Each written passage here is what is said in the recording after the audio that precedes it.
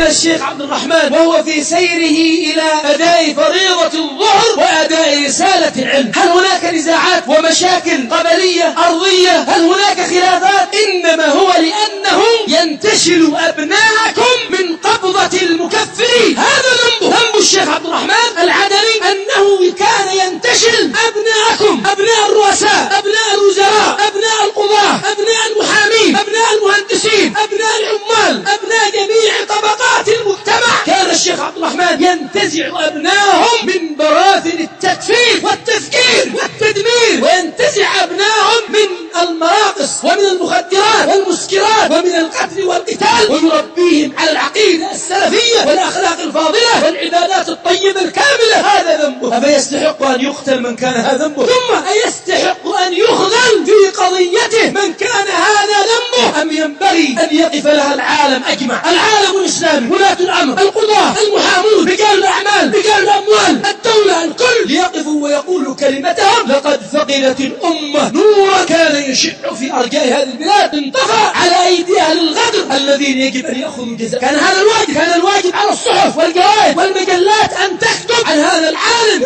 نور في جنوبنا، بل نور في يمننا، بل نور في العالم. يشع نورا أطفأوه في عز الظهيرة، أطفأوا هذا النور ليعيشوا في ظلمات متتابعات إلى يوم البعث والنشور إن لم يتغمد الله بعضهم بالتوبة والعودة والأوبة ويأخذ جزاءهم. نعم أيها الناس،